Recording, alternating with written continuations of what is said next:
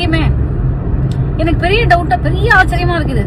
அரசியல் களம் 2026 ரொம்ப சூடு பிடிச்சு போயிட்டு இருக்கிற இந்த காலகட்டத்தில் எனக்கு ஒரு கேள்வி.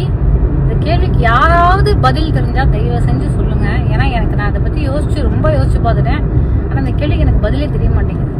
சூப்பர் ஸ்டார் ரஜினிகாந்த் அவர்கள், உலகநாயகன் கமலஹாசன் அவர்கள், மக்கள் நீதி மையத்தோட ஃபவுண்டர் சிஎம் ஸ்டாலின் அவர்கள், எக்ஸ் சிஎம் இபிஎஸ் அவர்கள், இன்னொரு எக்ஸ் சிஎம் ஓபிஎஸ் அவர்கள், நாதகவுடைய நிறுவனர் தலைவர் அண்ணன் சீமான் அவர்கள், விசிகே உடைய தலைவர் திருமாவளவன் அவர்கள், அண்ணாமலை அவர்கள் பாஜகவுடைய முன்னாள் மாநில தலைவர், அப்புறம் இந்நாள் தலைவர் நயினார் நாகேந்திரன் அவர்கள், முன்னாள் கவர்னர் அம்மா தமிழிசை அவர்கள், கனிமொழி அவர்கள், உதயநிதி ஸ்டாலின் அவர்கள் அப்படின்னு எல்லாரும் நீங்க எடுத்துக்கோங்களேன். இன்னைக்கு அரசியல் களத்தில் இருக்கக்கூடிய எல்லாரும் போறாங்க வராங்க, அங்க போறாங்க இங்க வராங்க, ஏர்போர்ட் போறாங்க, ஏதோ மாநாட்டுக்கு போறாங்க, மீட்டிங் போறாங்க, நடைப்பயணம் போறாங்க.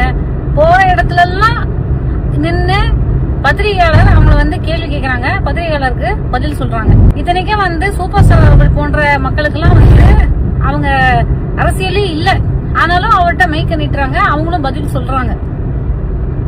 ஒரே ஒரு நபரை இந்த மாதிரி நீங்க பார்க்கவே முடியாது. அந்த நபர் யார் அப்படின்னு உங்க எல்லாருக்குமே தெரியும். விஜய் அவர்கள் எங்கேயாவது ஒரு இடத்துல அவரு தான் போயிட்டு வராரு, பல இடங்களுக்கு போறாரு வராரு. இந்த மீடியா எங்கெல்லாமோ, அதாவது ஒரு சாவு வீட்டுல போய் சடலத்துடைய முகத்துல கூட கேமரா வச்சு அதெல்லாம் அப்படின்னு ஷனாய் மியூசிக் போட்டு பண்ண முடியுது. உங்களால இவரை பிடிக்கவே முடியலையா எங்கேயுமே? எனக்கு பெரிய டவுட்டா, பெரிய ஆச்சரியமா இருக்குது. எல்லாரையும் பிடிச்சிடுறீங்க. ஊடுருவி போய் அது ஒரு வீட்டுக்கு மேல நின்று அந்த கூரையில ஏறி எங்க இருந்தெல்லாமோ லைவா கவரேஜ் எல்லாம் பண்றீங்க. வார் ஜோனுக்கு ஈரானுக்குள்ள போயிருக்காங்க ஒரு மீடியா பர்சனாலிட்டி. ஈரான்ல போய் காசால போய் இன்னைக்கு லைவ் கவரேஜ் பண்ணிட்டு இருக்காங்க. உங்களால இவரை எங்கேயுமே பிடிக்க முடியல. ஒரு கேள்வி, ஒரு தடவை பிரஸ் இந்த மாதிரி நிக்க வச்சு நீங்க கேட்டிருக்கீங்களா அப்படிங்கறது எனக்கு எப்படி பெரிய ஆச்சரியமா இருக்கு. எப்படி அவர் தப்பிக்கிறாரு? அவர் கூட இருக்கிறவங்க என்னதான் பெரிய டீம்ங்க, அது சீரியஸா சொல்றேன். இது எப்படி இது சாத்தியம்னே தெரியாது.